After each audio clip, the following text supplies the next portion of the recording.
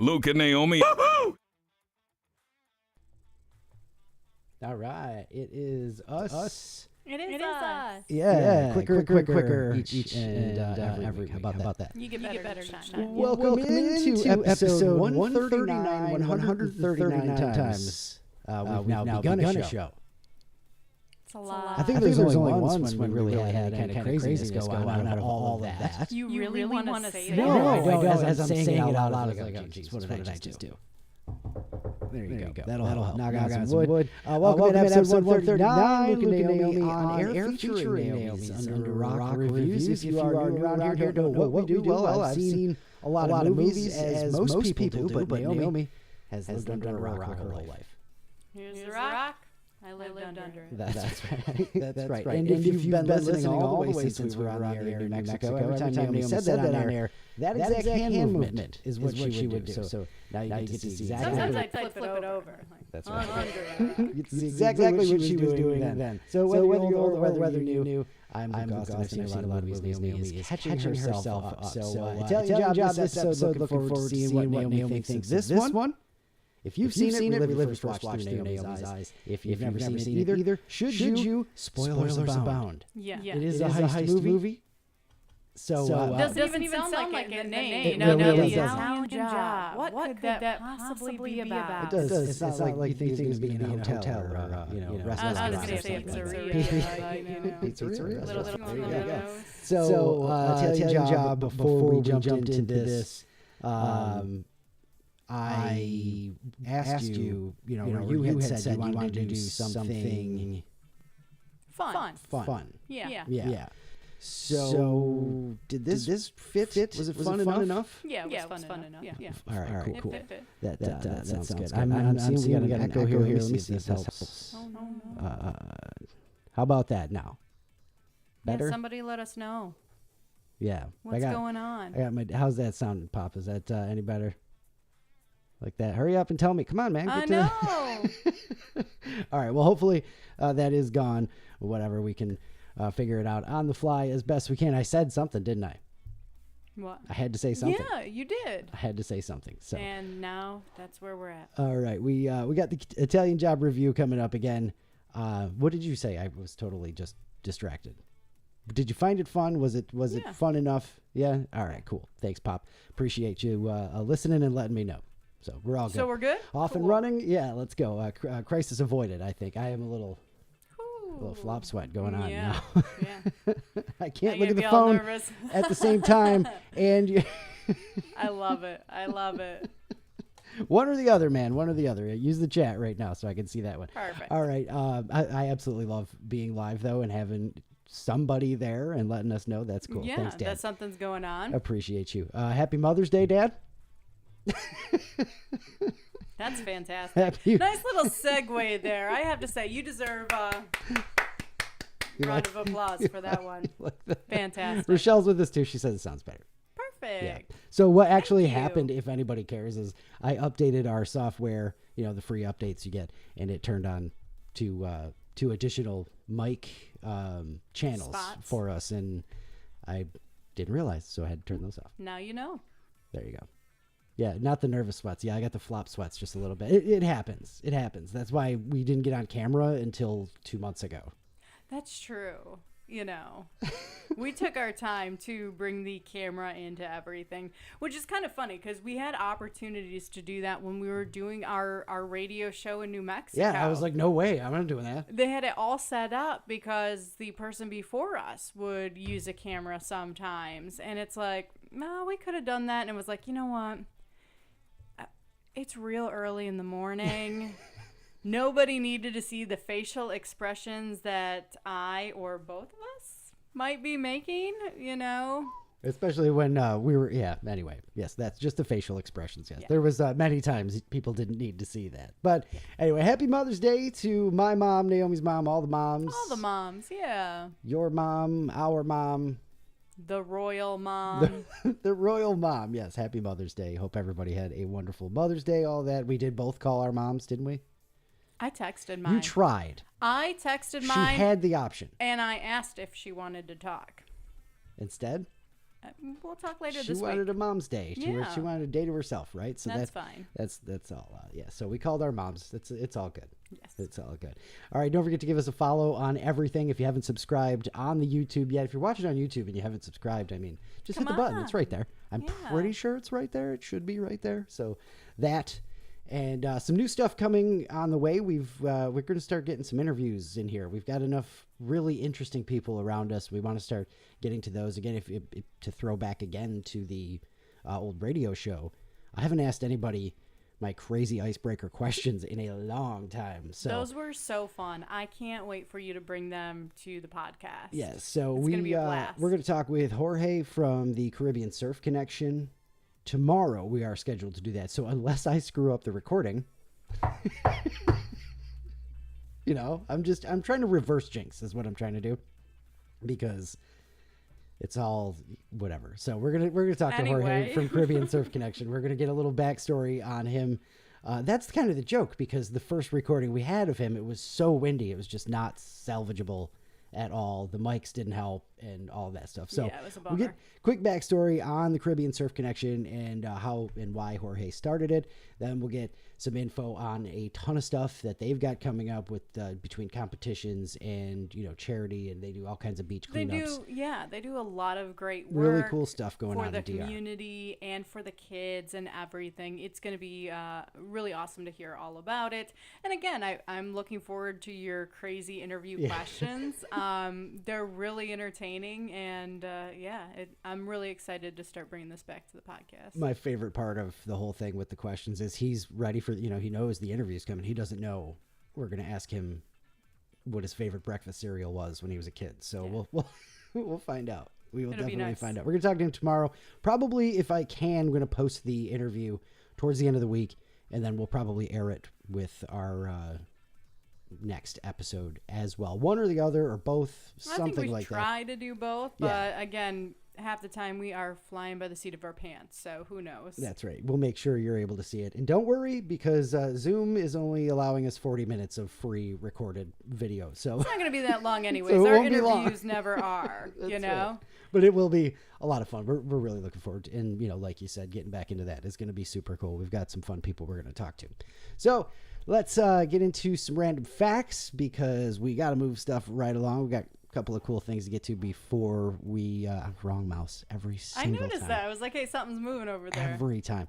A couple of cool things to get to before we get to Naomi's review of Italian Job, starting with your recurrent dose of Did You Know? Some random facts for episode 139. I got one extra one this week because this is just weird. Okay. Did you know Humanol was a real pharmaceutical product used over 100 years ago for things like surgical treatment of scars, wound disinfection, and wound revisions? I don't know what that is. It doesn't matter. It was made from liquefied human fat. Okay. Nope, that's it. That's all you got. Nothing else for that. Honestly, I'm thinking of Fight Club. Exactly. Yes. I knew you would be, because, the one movie Naomi knew coming into the whole podcast was Fight Club. And The Goonies, which I was talking to somebody today and was telling her all about the podcast and like that. And I'm like, all the movies Naomi's never seen. And I'm like, Ghostbusters and stuff like that. And she goes, oh, The Goonies. Has she seen that? I'm like, yes, actually, she saw The Goonies. So we didn't get to review The Goonies, but that kills me every time I think about it too. What did you do? I watched 2 movies in my lifetime? 2 of them. How dare I? More random facts. Did you know the Jello Belt is a thing, and it refers to a region in the western U.S., mainly centered on Utah and surrounding areas, where Jello is consumed at about twice the national average. Utah. Why am I not surprised? Mormons love Jello. Apparently so. That's weird. They also, that area is also called the Mormon Corridor. But the Mormon Corridor, I guess, Venn diagram with the Jello Belt overlaps quite a bit. So makes sense. Did you know air traffic fluctuates? But, and this one is for you, at any given time, there are between 12 and 14,000 planes in the sky at the same time on an average day. Whenever I get nervous about flying or thinking about it, I just look up the sky tracker or air tracker or whatever and just look at all the airplanes around the world. And it's like, man, that's a lot of planes. Okay. We were talking about that crazy ocean thing last week that, Yes. And I happened to, the internet's listening and all that stuff. So I happened to see a guy on TikTok or Reels or something like that where he's sailing around the world solo and he's answering questions and things like that. But he has spliced into his video of like the same thing, but with boats, the same tracker, but with boats. Oh, cool. And it's mind blowing how many ships are out there. So you know what? 30 seconds, you got a real good chance to just land it on deck of some ship. And then you just kind of hang out there for 30 seconds. That counts, right? Let's go. 5 years of it. Let's do it. If you missed that conversation, check out last episode. I still think you're nuts. There's no way. Well, you know what? If excuse me, if there was any real chance of that scenario presenting itself to me, I would probably say no. But since it's such a craziness, I'm going to go, nah, you know what? I could handle it. I could consider it. I could swim for 30 seconds. I could tread water for 30 seconds. But what if there's something under you? They see your feet kicking and they go, oh, food. Then you just float like a log. And then they go, oh, it must be a log. It's a Luke log. Did you know the difference between Great Britain and the UK? Do you know the difference between Great Britain and the UK? No. And Brian from England, if he's listening, he's got to make sure that we got this right. The difference is Great Britain is England, Scotland, and Wales. The UK also includes Northern Ireland. Okay. And if you want to include all of Ireland, you call it the British Isles. Okay. Which is weird, but that's the world we live in. Did you know if you could see the entire universe, it would look like a light beige color? What? I don't know. Scientists come up with just the craziest shit sometimes. And they could have said green and we'd all be like, okay. Yeah, I know it, right? It's a wonderful metallic blue. Yeah. I don't know. And finally, did you know every iPhone, iPad, and Mac computer in ads shows the same time, 9:41 a.m.? Why? Because apparently Apple picked it because it was approximately when Steve Jobs would make his biggest announcement during presentations. And, Steve Jobs was notoriously meticulous and stuff like that. So that makes a lot of sense. Okay. That is a weird one.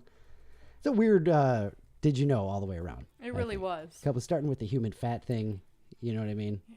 That's definitely crazy. But that is your recurrent dose of Did You Know for episode 139. Now, my dad's listening, so I know this is going to be awesome.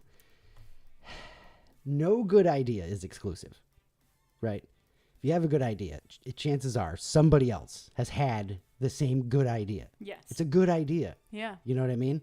So, the internet has exploded with a hack that some guy stole from me. Okay. And it's not a hack, it's a quirk. And honestly, if people aren't making fun of him, they should be, because it's, crazy. So it's and I swear to God, they're calling it a hack. Let me read this to you. A foodie online. So I'm on board already. We're talking food. Cool. Claims you can keep your toast from getting soggy by standing it up like this on the plate. Is that why you do that? That is why I do that. I've done that my whole entire life. I've always wondered, and two reasons, but yes. Let you do your own thing by building a little teepee with your freaking toast. So I mentioned my old man because anytime like he would see somebody's using a similar idea, he would just be like, "Oh man!" But it's like, no, it's a good idea. It's a good idea, right? It's a good idea. So yeah, so the foodie online is like, my toast gets soggy. I don't know what he's doing for it to get soggy enough to make a difference. I actually always did that. I would like TP my 2 pieces of toast because I like to cool down because I want the butter to set on top instead of soaking in. Really? Yeah, that's kind of why. I know I didn't even really want to admit that, but that's a thing. You know what I mean? I've since come around and become much more impatient as well. So it's just like, boom. That sounds about right. Okay. Yeah. But the foodie online is apparently he finds this to be a real problem. So he went out and told the world, stand your toast up and it won't get soggy. And soggy is the worst word for it, It too. really is, because even when the toast gets a little soft, like, I like when the toast gets soft, It makes it even better if it got soft because the butter soaked in. Just saying. I understand that. I really do. But how is it getting I agree. soggy? Yeah, soggy. Soggy. Yeah, and that's all I got from him. He says it works best for white bread, which is more prone to getting soggy. How long are you leaving your warm toast on a plate where it's getting sogged up? Sogged up. You know what I mean? Like, why is it? I mean, I've picked up the toast that's warm off a plate, and there's like some condensation there. Yeah, of course. But like the toast isn't like soggy. I can't. It doesn't squish. I'm just shocked what I've learned today. Because again, lots of weird shit, right? I had no idea that there was a legitimate reason between your toast TPs. I just assumed it was your quirk. Apparently, it also does assume you want the toast to cool down a bit, which is the reason I've done it. Because, if you're stacking them, they're not going to cool down. If you do it like that, air circulation and all that stuff's going to cool them right off, So... But toast is meant to be warm. You don't need to cool down. I used to really like almost cold toast with butter on it because then it's stupid crunchy. Okay. And not soggy because it's not sitting on the plate stacked all up and stuff like that. The things I've learned about toast today. Basically, I guess I'm agreeing with this guy. Again, great idea. Yeah, fair. But really, I didn't put it out in the universe because I couldn't come up with a better word than soggy. I guess that's why I didn't do it. So it's not a hack. That's weird. Everything's a hack now, though. Everything. A hack's gotta really change your life. Here's a hack. A little bit. Fill up your windshield wiper fluid when it gets empty. Like people are calling things like that hacks now, which is just the funniest thing in the world. I love that stuff when it first hit because they were legitimate. Poke the straw through the strawberry to get the core out and stuff like that. Things you wouldn't think of. That used to be a hack. Now it's just like change your oil every 3,000 miles. Car hack.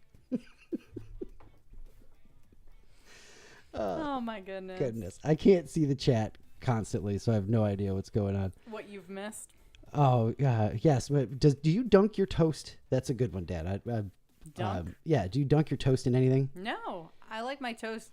Honestly, I like my toast plain a lot of times. Yeah. Even without butter. And so Dad's not a coffee drinker either, so it'll be anything. Pepsi. I'm kidding. Well, it wouldn't be that weird because what I was thinking about the other day? What is and I'm gonna get a lot of crap for this. I already know. There's that video that goes around that was a big deal because the girl was at the basketball game and she was dunking her chicken tender in her soda. Yeah. But you know what I'm talking about? It's a famous person who did that. Was it like a Jenner? I think so. But I don't know which one or what. Yeah. I do remember that. It was one of the, was it the fat one then? Is there a fat one? I don't even know. I don't think so. Oh, man. But it just made it clear that, you can actually, dunk anything in anything. It's fine. Yeah, you can. Yeah, there are no rules when it comes to dunking. So if you're going to dunk your toast in Pepsi, no, more power to you. I know he doesn't. I know. Rob, you don't have to explain it. I know you don't. I'm just saying that, you can dunk anything, including toast, in whatever. He says cold cereal as well. And that'll get Naomi because she doesn't do milk. That's right. Yeah, so, yeah. Cold, dry cereal. Yum. No milk. No milk. All right. Yum. All right. Speaking of things that people don't do, which is, yes, French fries and a Frosty is the first thing I thought of. Right, Rochelle? Yes, yeah, absolutely. Yeah. And I love that has become a thing. Yeah, that was always the thing. And I was always like, give me barbecue sauce or nothing for French fries. But the Frosty is there. And it's like, damn it, that's good. It's so good. You know what I dipped one time? The craziest thing, and yes, it was after the bar. Of course. Buffalo chicken sandwich and a strawberry milkshake. It was the greatest thing ever, and I swear to God, I was like, this is going to be terrible, and it was like, oh, that is wonderful. Wait a minute. It was after the bar, It was after the bar. So you have not retried it to find out if it is actually good or not? This is just, you just stand by that statement? Yes, we're going off legend at this point. Okay. Yes. It's, how your memory, recreates things the way you want them, so that's probably it. I swear, though, I remember it. It's fair enough. It's something I would try, honestly, because, again, you can't go wrong dunking, food into whatever. Food and other drink. That's right. So I found this page on Reddit that people were talking about norms that the societal norm people wanted to stop abiding by. I come across a list like this every now and then. I just love it. Okay. Because it's just the evolution of society. I mean, look, people used to go out of the house or not leave the house without a tie and a hat. And nowadays it's... You can go in your pajamas. Yeah, You're cool. Right. So first one on the list, I no longer eat 3 meals a day at standard times. Now I just eat when I'm actually hungry without calling it a specific name. Food time grazing is what, people have gone to. I like it. Purse snacks. Okay. I mean, that's kind of how it is, right? Yes. The expensive wedding thing is starting to really wane. A lot of people, this one says we bought a house instead. Yeah. Yeah, Yep. we went on a really nice honeymoon instead. Yeah. Right? So there you go. My husband and I have separate bedrooms, and we have for years. We get the best sleep. I have heard this from a lot of people. I just feel like that's a slippery slope. Yeah, but he moved out altogether. For some people, I get it, and sleep is so important. And if you're a light sleeper and your partner is a heavy toss and turner kind of person, it's just not going to work. And sometimes separate beds or separate bedrooms work out. Shout out to Purple Mattress. Yeah, it's solid. This one says, I often sit on the train with my phone in my pocket with no AirPods, just staring out the window.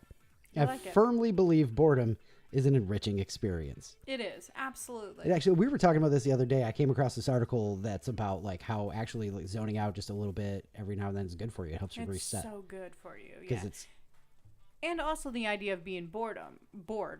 That's where all like your creative ideas end up coming from. Yeah. Being bored is a good thing. And we've gotten so used to, like, if I'm bored, I might as well scroll or get some sort of information coming in at me. That's right. I wanted to start making fun of this one and be like, yeah, it's called just existing. But like people just don't do that anymore. So that's a kind of, and it's tough. It's hard.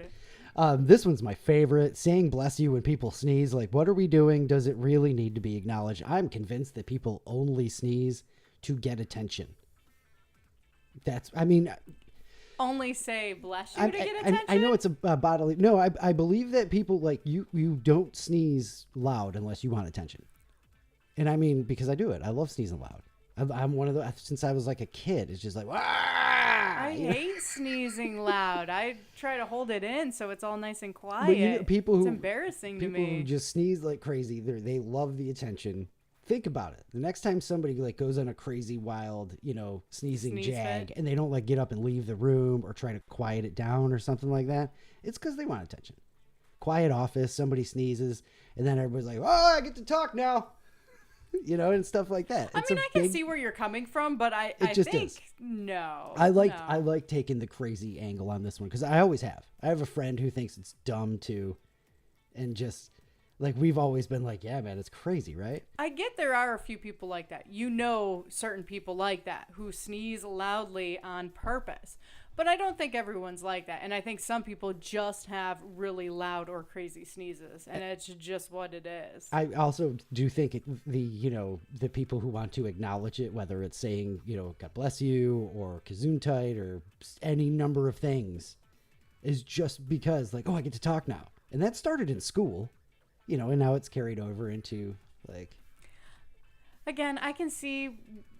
Weird. I can see where you're at, but no, I don't agree that is a rule. I'm just saying. I think that's a generalization. It's something like if we were all honest and you could, see what everybody's thinking, you'd be surprised. Most people are like, "Oh, it's sneeze time.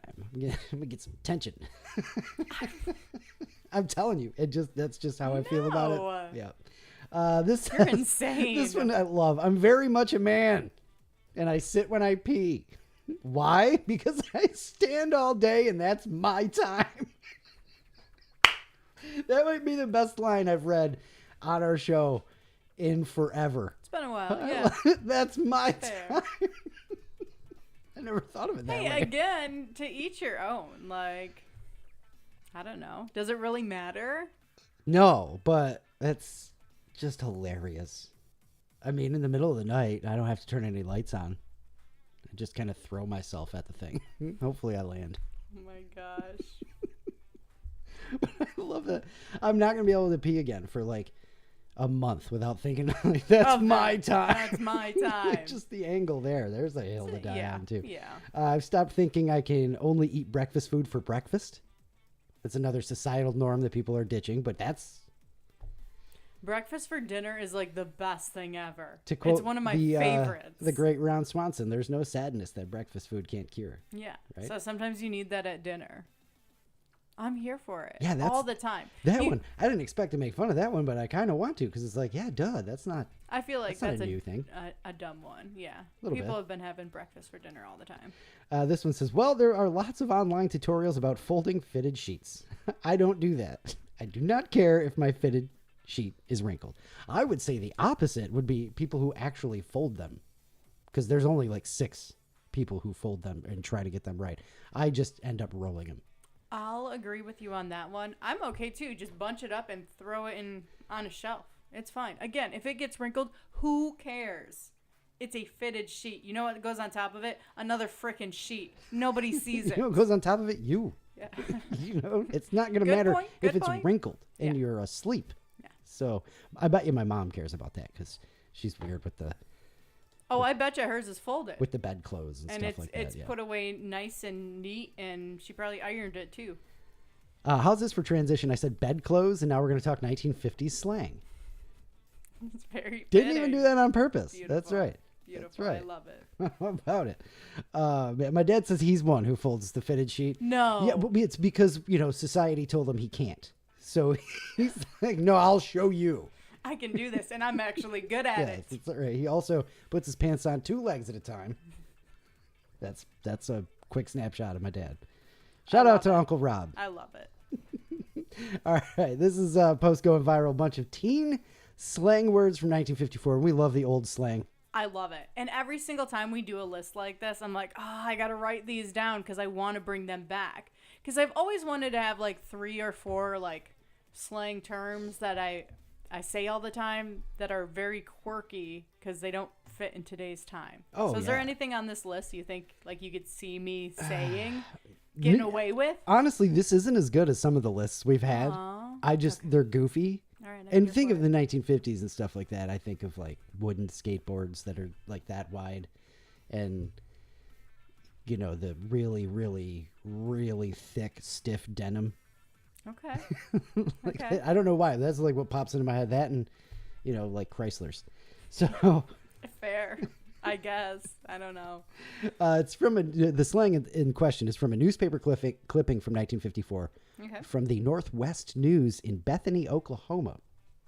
A couple of slang terms that fizzled out a long time ago. Fluky is a jerk. Fluky? A fluky. I don't like that. It's too close to my name. Fluky. Yeah. Fluky. If you're at the movies, it's called a heckle-thon. And I don't like that. A flip lip is a person who makes wisecracks. Flip lip? A flip lip. Flip lip. Do you remember any of the terms for being drunk that we had? Because we had quite a list of those. There's probably something sitting in one of these. Written up over there, yeah. Yeah, in one of these little notes. No, I don't remember. And we're like, hey, we're going to start using those terms. And we didn't. So they used to call a guy who thinks he's tough a bad dad from Baghdad. That's fun. That's fun. But I would never say it right, and I would try to sound all cool. I was going to say you're a bag. Oh, shoot. You're a bag. You stupid bag. Well, that's a good one, too. Double bubble meant cute girl. And that's a cute one. Makes me think of Cheech and Chong Up in Smoke right at the beginning when Cheech sees Chong and he's got like the fake boobs. He's trying to get a ride. He's like, hey, double bubble. So that's what I think of. There you go. Spooning your scarf. Do you want to take a guess? Spooning your scarf? Spooning your scarf. Eating really fast. Pretty good. It actually means eating your food. So nailed it. I'll take it. Fast or slow. You nailed it. You want to take a guess what George meant? Referring to your George. No, I don't. It meant money. Okay. All right. Semi-family show here. And Cool Jonah was slang for, any guesses? Cool Jonah.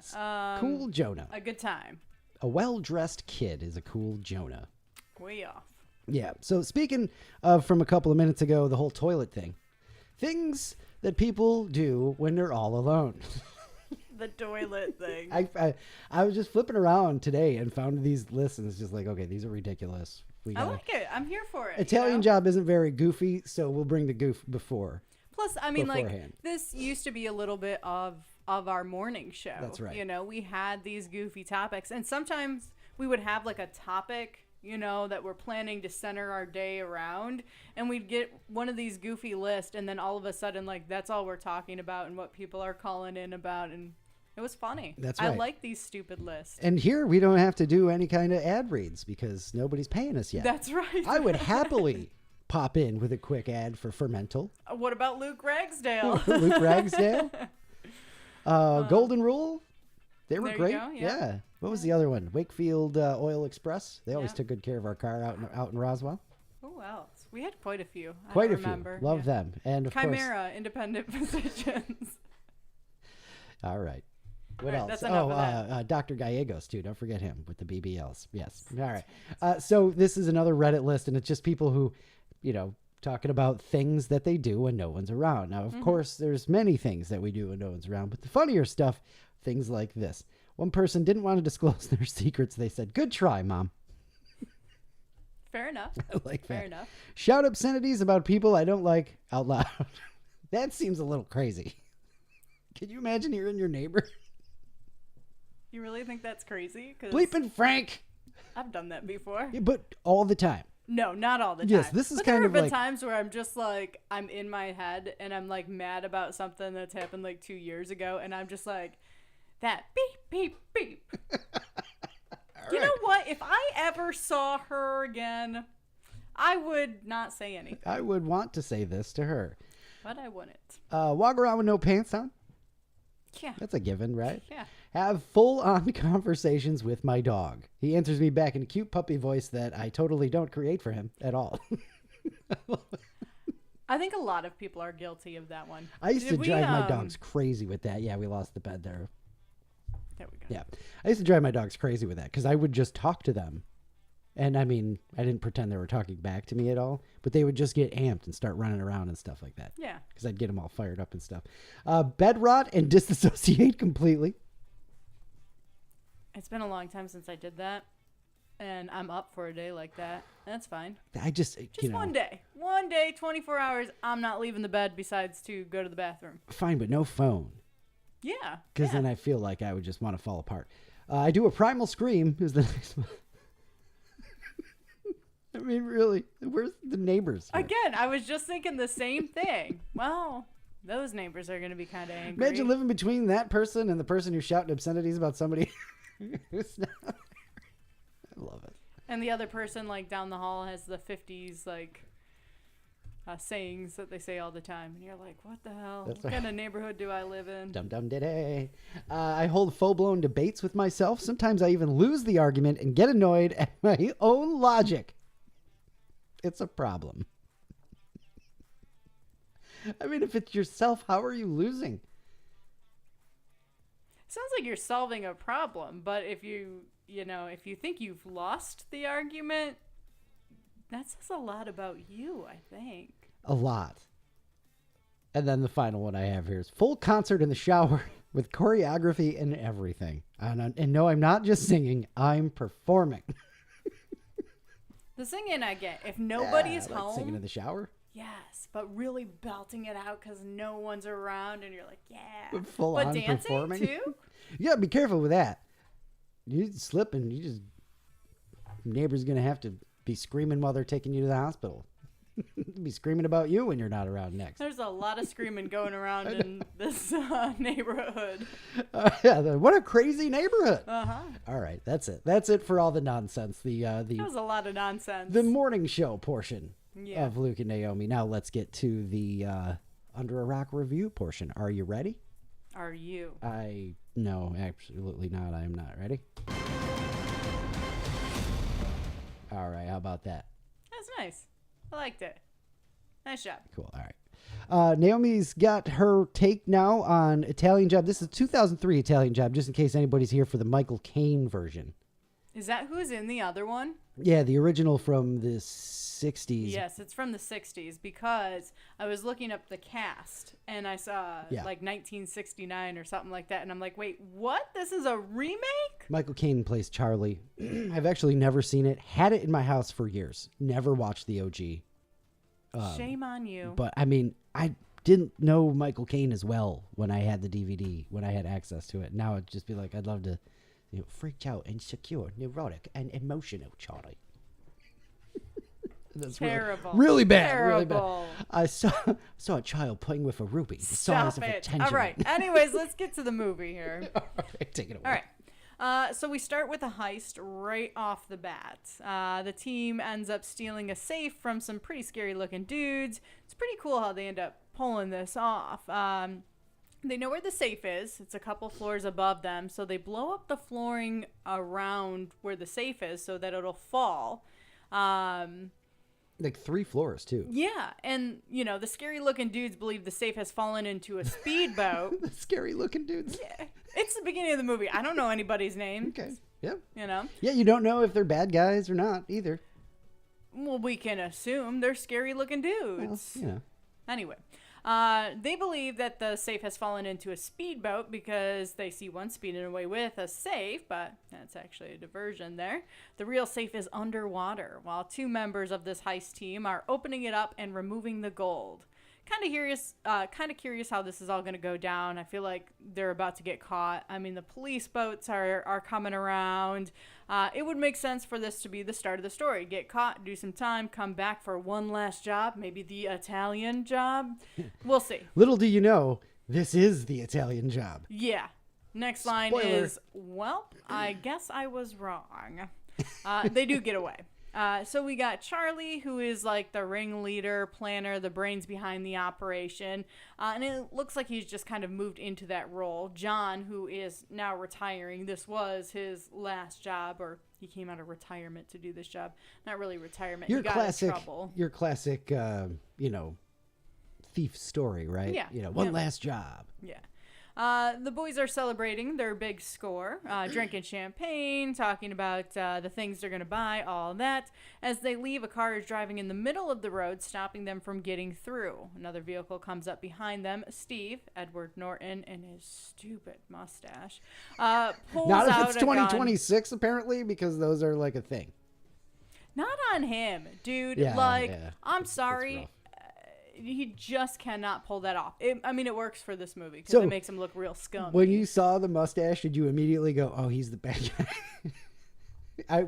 No. Like watching it back, it's just like, oh, that's kind of I didn't, but I didn't trust him.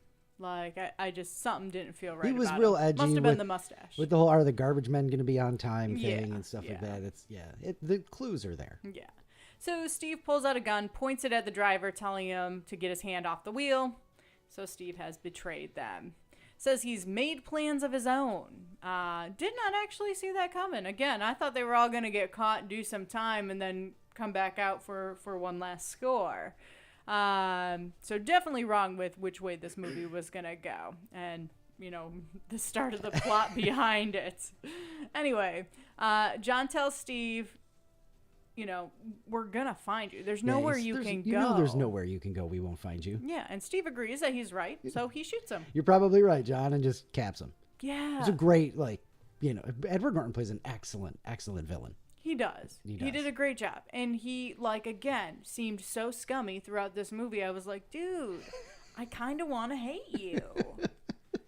So Rob, handsome Rob, is the driver, tries to steer past the vehicle blocking them, ends up driving off the bridge and into the water. And then, of course, they all think they're dead because Steve shot the water 1,000,000 times. 1 year later, we meet Stella, officially, John's daughter, who cracks safes for a living, but doesn't in a good way help out police, test the security on them, all that. Charlie pays her a visit and says they found Steve out in LA and Charlie wants to go after him, maybe steal the money back, but Stella isn't interested. Cool scene with those two, too, because they were fairly earlier in their careers, but it's some neat, a neat little acting kind of scene with them where he just we found him, Stella, and she's I don't care. I've moved on. I'm not interested. It's pretty well done. Yeah. So later she ends up calling Charlie and telling him, you know what? I am interested. I'm in. Let's do it. Yeah. So Charlie takes Stella to meet the gang, and we get the stories. Lyle, Seth Green, is computers and tech. Left ear is explosive. Mos handsome Rob. The getaway driver. Yeah. So now we're scoping out Steve's house, and honestly, the guy is prepared for an invasion. Well, he knows what he did. Yeah, and even if he thinks that everybody's dead, like, he's a scummy guy. Like, he burns bridges. People are going to be looking for him, no matter where. Yeah. Anyway, he's got a security system, armed guards, dogs, unscalable fences. I like they use that term. Yeah, that was weird. I know. All right, so they start getting everything aligned. They decided to cut Steve's cable so they can send Stella in as a repair person, and she can locate like where the safe is. That's exactly what they have her do. Steve, in the meantime, is like hitting on her and asks for a date. Very uncomfortable and weird scene. Fun scenes. Yeah. Right there. Because they're super, super tense. And you got all the guys in the van just kind of helpless. And they're watching it all go down. And again, Stella is John's daughter. Right. So she knows that this guy killed her dad. And she's just like...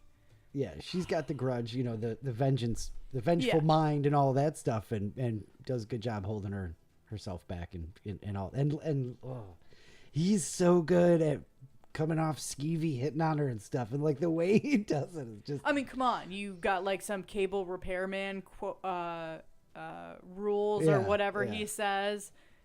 It's just he's like pushy and weird, but without being too pushy. Like, he never gets like aggressive with her, so like you get this feeling that like, okay, he's not that bad, he's just weird, whatever.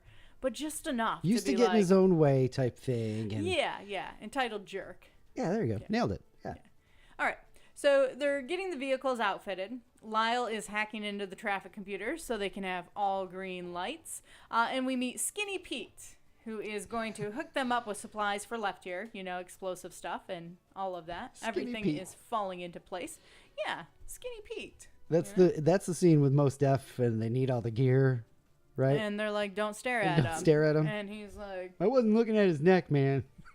That's 2 Cheech and Chong references in one episode. How about that? You're so proud of yourself. I really am. You should be. All right. So everything is falling into place. And then everything starts falling apart. Yeah. So they're driving up. They're ready to pull off this heist. Steve is driving away to go on a date with Stella when he asked her out, and... she was playing that cable repair person. Yeah, right. He split to go to the reservation, right, to the restaurant and whatnot. But unfortunately, Steve's neighbor is throwing quite the party. People everywhere, witnesses. It's just not going to happen. So now poor Stella has to go on this date with this dude because the plan was she was just going to stand him up and they were going to be able to go in and do what they need to. Stand him up, blow the gate, go in with the cars, drive around the house, steal the gold, and then drive out of the house. Yeah. Which would have been awesome. I'm kind of bummed we didn't get to actually see that. Yeah, but you know what happens in the end. It's fine. Yeah, it was just as good. Just as good? It's just as good. Please. Okay. So now, she's got to go on this date with him, which she didn't want to do in the first place. She's got to be charming, make a connection. So there's, a second date so they can try this a different day. And oh man, it does not go well. I mean, it was going okay until he was trying to get her to like go home with him. And she was like, scene. Not tonight. Let's take it slow. But after he complained, she says, I trust people. I don't trust the devil inside them. And she's caught. Boom. Because that's something that her dad would say. John said that. I actually wrote it down because a lot of times at the end of the after the end of the review, when we go through the questions and everything, you ask if there's a quote that stands out. Yeah, a line that you like. And John says that right in the beginning, and I go, dude, that's awesome. That's a good quote, right? Yeah. So I wrote it down, and then it's the reason she gets caught here, and I'm like, nailed it. What? Nailed it. So that was a That's crazy cool. surprise I'm glad. there. I like that. Yes, That's yes. awesome. So anyways, she says that, and now he knows. Like, that's John's daughter. That is... He's only heard one other person say that phrase. And the way he says it too, he's like, one other person ever, and he said it exactly the same way too. Like, come on. And then, he had a daughter. She was about your age. Oh yeah, it's done for. Yeah. Luckily, though, the whole team is there at the restaurant. So he sees Left Ear and Handsome Rob and Charlie, which, again, he thought they were dead. So there's a little bit of a surprise there, but now he knows. Yeah, a really, really cool scene, too, because you've kind of forgotten that she has backup at this point. I think you're supposed to and be like, oh, man, what is going to happen? And it's like, oh, they're all there. Yeah. Wonderful. Yeah. So Charlie and Steve have a nice talk, which ends with Charlie punching Steve. Great. Which is fantastic. Great exchange. Edward Norton says, you blew the one thing you had going for you. You blew the element of surprise. Charlie punches him real good and says, surprised? And, he's right. They did, but like, come on, man. You think he doesn't have a plan? He planned all the things that made you rich. Yeah, so it's fine. So later, Lyle hears Steve's security guard making plans for an armored truck, a helicopter, and a trip to the airport. Apparently, Steve is leaving town.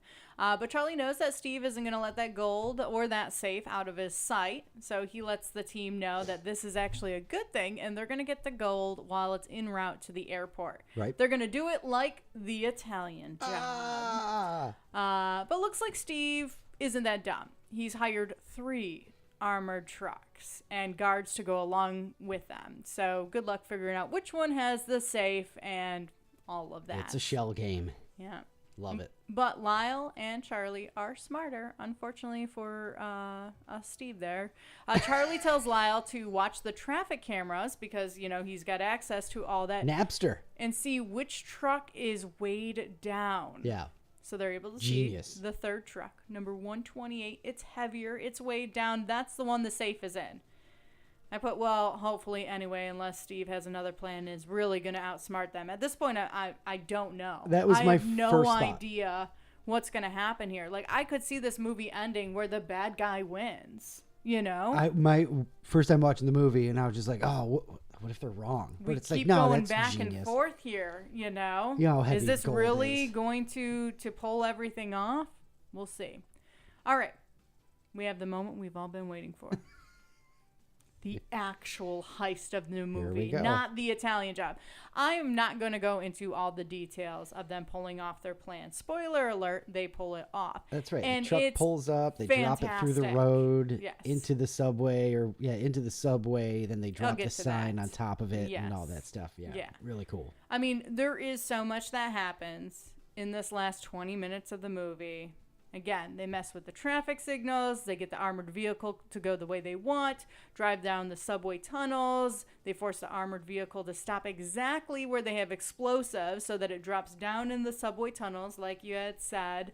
All of this happens so fast that Steve doesn't even know where his truck went because he was in the helicopter trying to keep an eye on it. They break into the safe. Of course, there's a little bit of drama there. It's a different safe. It's not the Worthington 1000. Which we really didn't need that drama there, but fine, whatever. Well, they set that up, because her dad did it by touch, and she uses all the technology, and she. It's stupid. Like, it's not needed. It's fine. But let's get a couple minutes. Just open the safe. And let's get a couple minutes of extra drama there. You need the tension. You got to build that up. This wasn't enough? You need that last little bit. The guys are racing down the tunnel towards them. We get more. It's fine. So anyways, she can't open the safe, and then she opens it and everybody's happy, and we drive away with the gold, and we make it to the train department. She looked. Remember? She doesn't look in all the safes, and then finally she turns around and looks at this one. Yeah. They load the cars right into like the cargo container, all of that. Anyway, it can't be that easy. Steve ends up showing up. He was able to follow Charlie. But with all the bridges he's burned along the way, his luck has finally run out. Charlie is there with a couple of men who have decided to help for a little bit of a payoff, of course, because Steve killed their brother. They're the Ukrainian mob, and Steve killed the dude's cousin Yevon, who was fencing the gold bricks for Steve. Yes. But the dude started I heard about the heist. He let that slip. Now Steve's paranoid, shoots him, and because he's connected to the Ukrainian mob, and as Skinny Pete says, you don't mess with Mother Nature, mother-in-laws, or mother freaking Ukrainians. And so, then they find out all of that stuff. Charlie sets up the meet and whatnot, and hilarity ensues. Well, I wouldn't say hilarity. Of course, Steve tries to cut them a deal, but obviously it's too late. Now we all know he's going to die. And we end with the gang aboard the train, a champagne toast, and they celebrate John's memory. That's right. Yay! They pulled off the heist. Then and at the bottom, you will see that little note there. Oh, you touched it and it jumped to the top. Stupid phone. Go back to the bottom. It says, I do trust people. I don't trust the devil inside them. John. Yep. That's right. So, I wrote that down the first time he said it because I said, man, that's is pretty a cool. Great quote. I had that. No idea the kind of power that quote was going to have. I like that. And I stand by what I said about her having a hard time with that safe and adding extra drama. We did not need that 30 seconds of, I can't do it. They have a couple of cool little moments like that. Like when Left Ear and Charlie are setting the detonators in the ceiling of the tunnel. He's like, if I touch this thing to this, we'll be the last people we ever see. Yeah. And Charlie's like, oh, take your time, man. Yeah. Well, then the guy goes, I love hey, you. I love you, man. I love you too. It's just, man, that's great. Yeah. All right. Excellent. We also get to see at the end, of course, they all get their toys that they wanted, Yeah. I didn't go over that Handsome Rob gets his Aston Martin. We get Lyle gets his stereo that blows girls' clothes off. Women's clothes off. That's right. Mos Def with his house in the south of Spain and a room for his shoes, and Charlie gets the girl. Yep. So there's that. Aw, how sweet. All right. Before we get to the review questions, we'll do a little Italian Job trivia. I got a couple of these. We'll see. It's an action kind of stunty movie, so there's not like a ton of crazy behind the scenes stuff, but the actors did do most of their stunts, even driving down the stairs in the subway. Cool. Yeah, that's right. And so I don't know if you know this, but Charlize has become like the same level as Tom Cruise with doing her own stunts. Oh, that's cool. Yeah, I was Good just on her. seeing the other day, there's a quote about her. She's like, I feel bad for Tom because like they keep bringing me up now because I've been doing all this stuff and she just likes doing it, Jason Statham said in interviews that in addition to the stunt driving course they all got, he got 2 days driving instruction from Damon Hill, who's the British ex-world champion Formula One driver. Cool. But they all the cast members said that Charlize was easily the best driver among them. That's awesome. How about that? The principal actors in the movie did most of the stunt driving themselves. I said that already. While all of them needed stunt driving lessons, Mos Def, who's from New York City, so he grew up not driving, didn't have a license and was the worst by far. That's funny. Yeah. He didn't have a driver's license when they started making the movie. I wonder if he had to get one or when you said that he grew up in New York City, I was like, oh, so he's fine. No. Going in between cars and stuff like that. Apparently not. Okay. No, a lot of people there, just, subway and all that stuff. Didn't think about it. Charlize got 2 speeding tickets during production while driving her own car, like home from the set. And she said, after filming driving so fast, she couldn't get her speed down. That's funny. That's pretty good, right? F. Gary Gray, who's the director, I believe, says he cried from laughing so hard from Seth Green's improvised lines of Jason Statham as Handsome Rob with Becky. Oh, I meant some rub and all that. If it's on the menu. If it's on the menu, that's what there it is. There you go, yes. Hi, I'm Becky, or whatever it was. And he's in the car. He did that well. He really did. It was great. Yeah. The beautiful woman in Lyle's house at the end of the movie where he blows her clothes off is Kelly Brook, who was Jason Statham's girlfriend at the time. That's funny. During the end of the final chase scene, the helicopter pilot actually did fly under the freeway overpass. Cool. Yeah, that's crazy. For the scene with the armored truck falling through Hollywood Boulevard into the subway, they set up 7 cameras to capture the 30-foot drop of the vehicle. So I don't know how they did this, but apparently they actually did it. After stealing the gold back from Steve, Handsome Rob does get his Aston Martin, but it's not the Vanquish. It's a even newer version and all that stuff. But in the original Italian Job 1969, after getting out of prison, Charlie Croker, Michael Caine, picks up an Aston Martin from a parking garage, which is kind of the reason. Yeah. Originally, the getaway was a much longer sequence. Rob was going to get shot and give the driving to Left Ear, despite the fact that Left Ear can't drive a stick and blah, blah, blah. Can I just say I'm so glad that they did not make that longer. It was perfect the way it was. Great amount of time. I was thoroughly entertained. Not too long, because those scenes can get way too long. Right. When Stella opens Steve's safe, Charlie counts the bars and Lyle calculates their worth to be 27 mil, meaning each gold brick was worth roughly $130K. Cool. Insane. After the crew's still in the Golden Venice and are discussing their shopping lists, Rob says the Aston Martin vanquishes what he's going to get. He ends up with a DB7 Volante at the end of the movie, just in case you really like cars. Let's see. When Stella's cracking the safe after the chase scene, she writes out the combination in the grease pencil, the first 2 digits, 717, which is a nod to Donald Sutherland, who was born on July 17th. Nice. The armored truck that contains the gold brick is numbered 128, which is a major highway in Boston where Mark Wahlberg is from. And there you go. There's a little bit of Italian job trivia, behind the scenes, whatever you want to call it. Pretty neat. Bonus I love that they did tidbits. a lot of the driving because, first of all, I love Mini Coopers. And then this movie came out and it was like, oh, that's awesome. So knowing that they all actually were driving, those cars are, for the most part, is pretty awesome. All right, we got to get to our review questions. I want to know what you thought about it in a little bit more depth. Did you like it? I did like it. Did you? Yeah, Good. I did. Good. It's a good movie. It's a fun, easy heist movie. And that's what Naomi's like, I don't want to have to think, I was something easy. Yeah, I couldn't do like a story. You're not doing The Prestige this weekend. That's just No, wasn't I happening. couldn't. Yeah, no. But, all right, good. I'm glad you liked it. Now, the most important question. The name of the movie in the movie. Is this a good one? Look at her. Yes, it was. It's been a while since we've had a good one. Loved it. Yeah, we'll do it just like we did the Italian Job.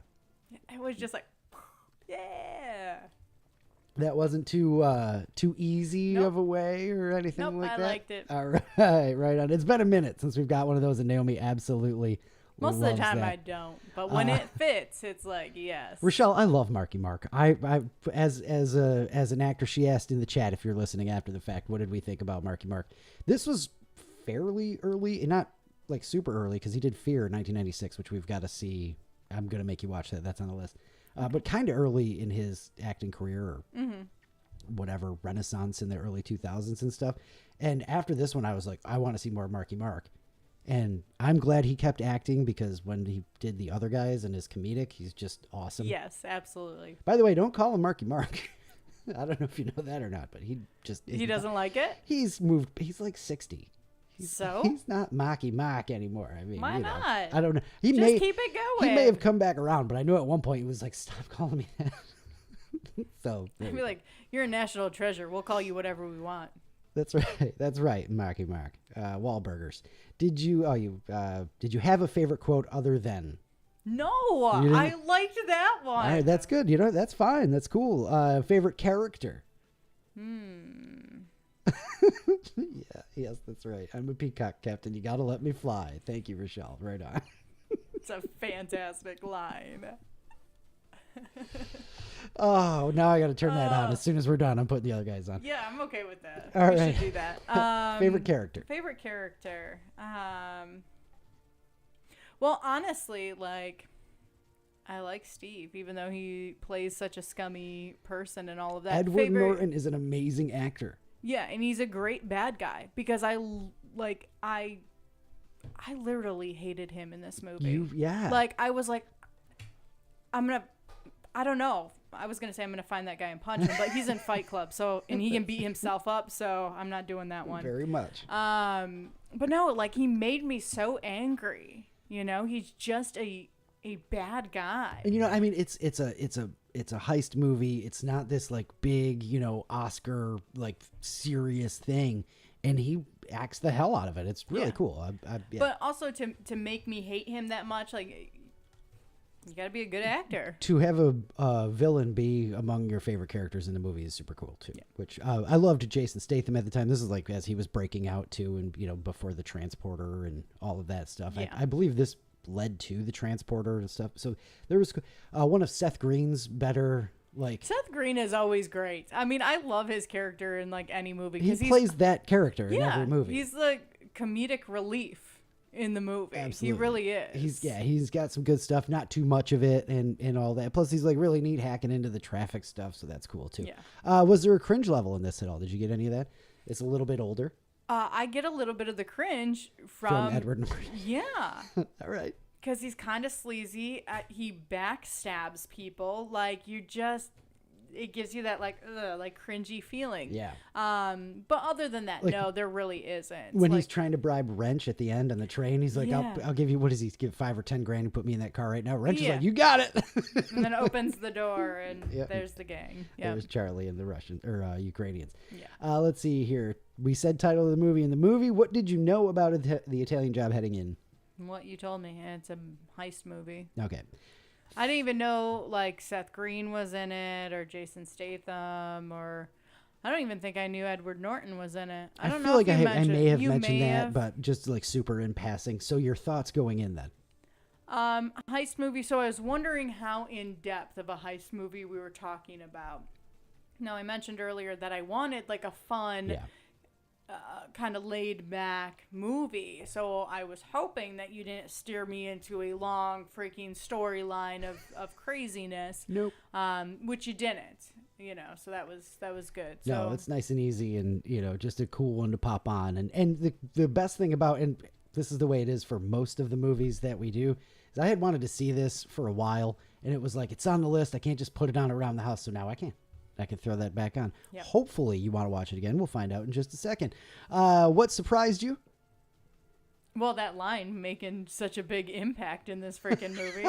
And also that, like, I was steered wrong from the beginning, which I do like that, The red herrings and stuff like that, yeah. Well, that, and again, I thought the plot of this movie was going in a completely different direction. So to have it be what it was and to be surprised by that was just awesome. I hate when it's right off the bat where I'm like, oh, I wonder if this is going to happen. And that's what happens. You're kind of like, I wish I wouldn't have thought of anything, Right. So. More or less, would you have liked it if you were younger? If you had watched it, around 03 or 04 when it came out and stuff like that, what do you think? I think I would have still liked it the same. I mean, again, chase scenes and things like that I'm very iffy about. Right. Again, if they last too long, I'm freaking done with it. And this one was so well done and clever and moved fast enough and was short enough. I mean, it's the last 20 minutes of the movie that we're pulling off the entire heist. And it just happens so quickly and everything lines up and it just... They do a good job of not making you wait too much. Exactly. Yep. So I feel like if I saw it when I was younger, that would have been something, if I was younger, that would be something I may bump against, but this movie did it right. So I didn't. Okay, good. Does that make sense? Yeah. Okay. So you also think you wouldn't have bumped into it if you were younger, right? Yeah. Yep. Okay, great. Favorite part? Honestly, the heist at the end, it's a tough one for a favorite part. Off the heist was fantastic. It was so well done. It was very, very clever. I'm a big fan of when, she turns around and looks in the safe for the first time. Yeah. That's a pretty cool one.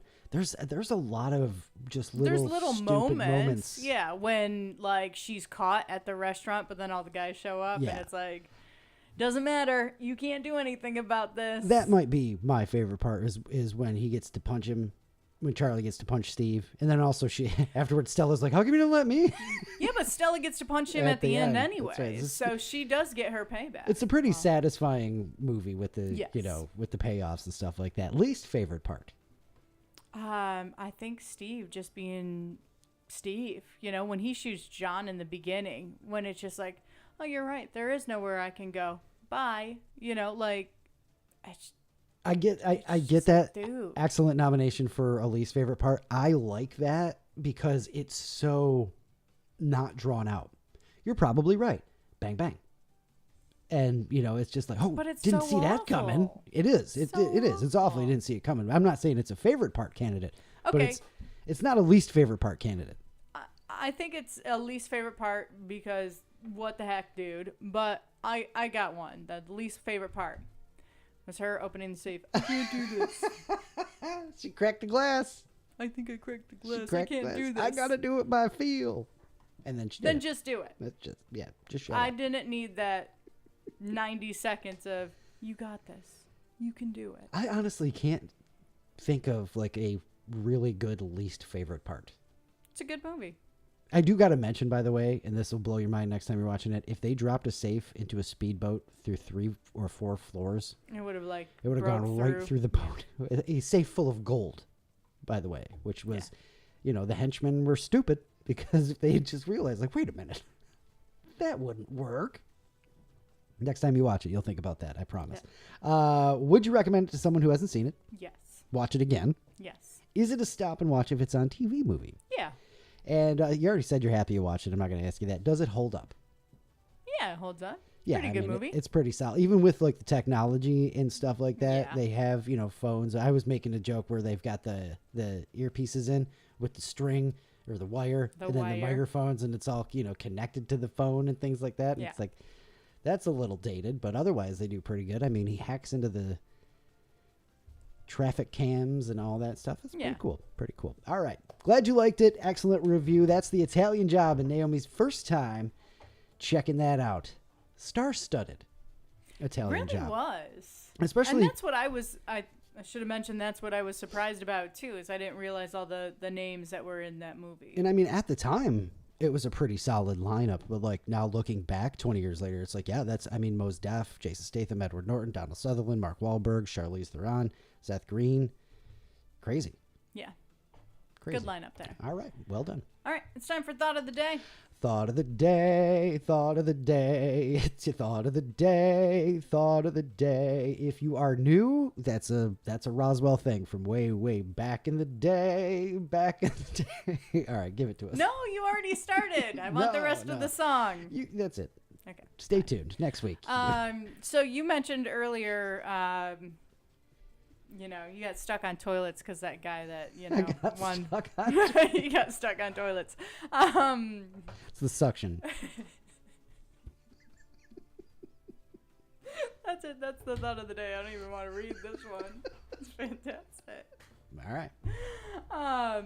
No, because the guy that, I'm a man, but I'm going to sit down and pee. That's my time. Thank you for reminding me of that. I love that. That's a great line. Yeah, so you mentioned that, but you mentioned toilets like twice already. So this was just a fun correlation here. There is a specific correct temperature for a toilet seat. Because if it's too hot or too cold, it's very uncomfortable for 2 different reasons. That's correct. Some more toilet talk. I'll take on too Luke and cold. Naomi. I think, honestly, I'll take too cold over. I think I would too. Way too warm. Yeah, it's kind of gross. That was a terrible one. All right, well done. Well done. Let's see if we can't redeem ourselves here. Luke, you gonna leave us with a laugh? I am gonna do my best. Which days are the strongest? I don't know. Saturday and Sunday. The rest are weekdays. So stupid. Should have saw that coming. I know. I had a chip implanted in my body. It was a Cool Ranch Dorito. I love Cool Ranch Doritos. Blue Doritos are the best. Shout out to Blue Doritos. When you make that face, it's funny. What's the leading cause of dry skin? Dryness? Towels. That's so stupid. It is. I love that. That's one of my favorite ones in a like minute. the worst one. That's the dad joke. That is exactly what that is. All right, and that's gonna be. That's enough. it. You're gonna end on that note. I'm leaving. I liked it. That was a good one. Cool Ranch Doritos. What's brown and sounds like a bell? Dung. There you go. Nailed it. That's better. There you go. All right. That's going to do it for episode 139. Well, we can get out of here. Thank you for sticking around through all of this. Thank you for watching live. If you watch live on YouTube, appreciate it. Thank you for downloading, listening, wherever you get your podcasts. Even if you are listening after the fact on the YouTube or watching us or whatever, please make sure you hit that subscribe button as well. That'll definitely help us out a ton. Like everything you can, and don't forget to check us out on all of the things. Yeah, we're everywhere. On air, on TikTok, Instagram, Facebook. A website. The YouTube, lukeandnaomi.com. And if you check us out, we've got the link tree up on all of the socials now, so you can get to everything right from there, including the latest episodes and our playlists, like the 80s, 90s, 2000s movies, and some of the old sips and snacks, which we'll eventually get back to. Don't forget, we've got Jorge coming up from the Caribbean Surf Connection, too. We'll have that interview with him later on this week and probably for next episode as well. Until next episode, which will be 140. Getting old. We got to do like The Simpsons, do like a random celebration episode like they did the 138th episode Spectacular. And then just do like little clips from like our shows. The 142nd episode or something like that, yeah. And then we'll just like say 3 or 4 words and play an old clip. There we go. Yeah. Just like the old cheesy clip shows they used to do on TV. All right, that's it. Thanks for sticking around and coming back. We appreciate you so much. Have some fun this week and be excellent to each other.